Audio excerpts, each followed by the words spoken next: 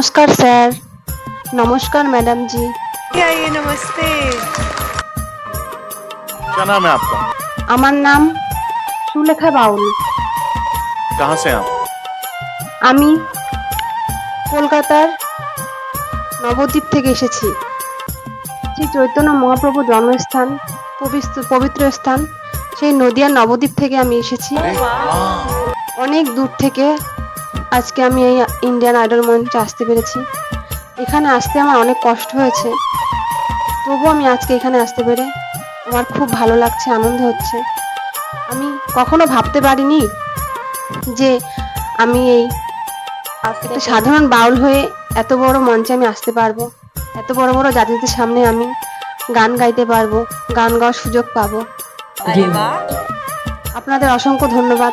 আমি এখানে এসেছি, আপনারা আমাকে সুযোগ করে দিয়েছেন এখানে আসার জন্য। आप यहाँ क्या? আমি এসেছি আপনাদেরকে একটি সুন্দর গান শোনাতে। আমার প্রাণের প্রিয় শ্রী চৈতন্য মহাপ্রভুর একটি গান আমি আপনাদেরকে শোনাবো। কিন্তু গানটি শোনানোর আগে আমি আপনাদের সামনে আমার সেই মহাপ্রভু শ্রী চৈতন্য সম্বন্ধে দু একটা কথা আমি আপনাদের সামনে বলতে চাই। কথাগুলো আমার বলার খুবই ইচ্ছা, মনটা ব্যাকুল হয়ে উঠছে বলার জন্য, তাই আমি আজকে আপনাদের সামনে বলবো। আশা করছি কথাগুলো শুনে আপনাদের খুব ভালো লাগবে। আমি আমার কথাগুলো বলছি, একটু শুনুন। আদি দেব জয় জয় নিত্যানন্দ রায়, গৌরাঙ্গ মহিমা স্ফুরে যাহারও কি পায়, জয় নিতাই জয় গৌর, জয় রাধে শ্রী গোপীনাথ। আমি শ্রী চৈতন্য মহাপ্রভুর তার জীবন কাহিনীর কথা আপনাদের সামনে এখন বলবো। বেশি কিছু বলবো না, অল্প দু একটা কথাই বলবো। তিনি আমার প্রাণনাথ, তাকে আমি অনেক ভালোবাসি। তার উদ্দেশ্য করে গান গাইবো, তার সম্বন্ধে দু একটা কথা না বললে চলে না, তাই বলবো। শ্রী চৈতন্য মহাপ্রভু তিনি নবদ্বীপে জন্মগ্রহণ করেছিলেন। পিতা জগন্নাথ মিশ্র ও মাতা সুচিমার ঘরে। বৈষ্ণব অদ্বৈত আচার্য তার নাম দিলেন গৌরাঙ্গ। তিনি ছোটবেলা থেকেই অনেক মেধাবী ছাত্র ছিলেন এবং কৃষ্ণ নামের প্রতি তার একটা আলাদাই ভালোবাসা ছিল। 24 বছর বয়সে তিনি সংসার ধর্ম ত্যাগ করে প্রতিটা ঘরে ঘরে গিয়ে তিনি কৃষ্ণ নাম বিলাতে থাকেন। সে কৃষ্ণকে এতটাই ভালোবাসতো যে সে 24 বছর বয়সেই সন্ন্যাস গ্রহণ করে নিয়েছিলেন। আমরা জীবনে কি করলাম? কিছুই তো করতে পারিনি।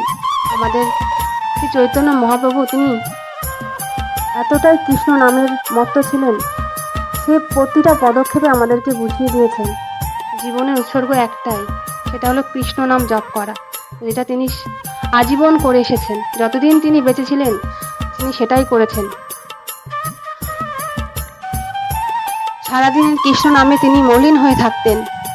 তিনি কৃষ্ণকে এতটাই ভালোবাসতেন যে তার নাওয়া খাওয়া কিছুই ছিল না, শুধু সারাদিন কৃষ্ণ নাম জপ করতেন আর সবাইকে বলে বেড়াতেন তোমরাও কৃষ্ণ নামের জপ করো।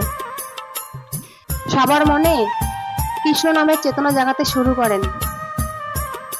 তখন তাকে সবাই নাম দেন চৈতন্য মহাপ্রভু। তিনি এই কৃষ্ণ নামের এইভাবে কৃষ্ণ নাম ছড়াতে ছড়াতে একদিন উড়িষ্যার পুরীর জগন্নাথ মন্দিরে এসে উপস্থিত হন এবং বাকিটা জীবন তিনি সেখানেই বিলীন করে দেন। আর বেশি কিছু বলবো না, অনেক কিছু বললাম, আপনারা আমার কথাগুলো শুনেছেন। প্রত্যেকটা মা বোন ভাইদেরকে বলছি আপনারা সবাই কৃষ্ণ নাম করুন। কৃষ্ণ নাম ছাড়া আমাদের জগতে আর কেউ নাই। তাই আপনাদের সবার আশীর্বাদ নিয়ে আমি এবার গান শুরু করছি। গানটি যদি আপনাদের ভালো লেগে থাকে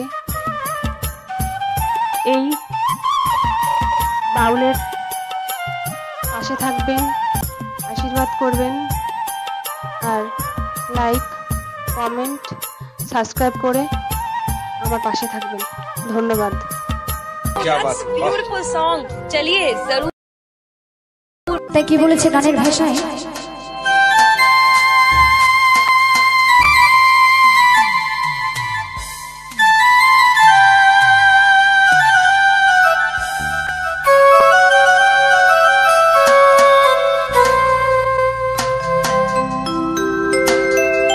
বলে ছেড়ে দিলে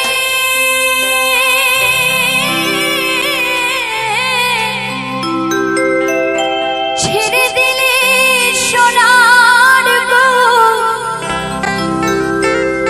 আর তো পাবো না না না,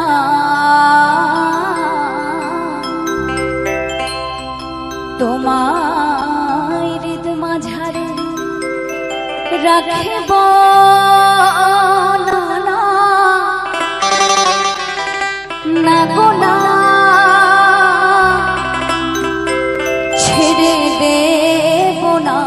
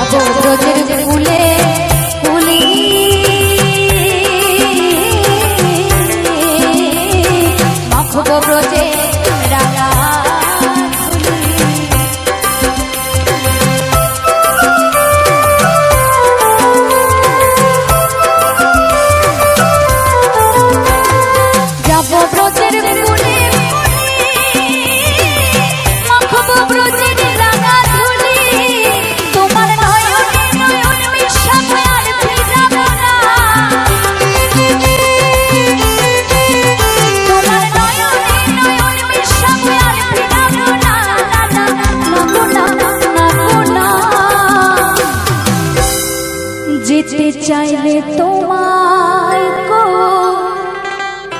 আর তো পাবো না, তোমায় হৃদ মাঝারে রাখিব ছেড়ে দেব না, তোমায় হৃদ মাঝারে রাখিব ছেড়ে দেব না।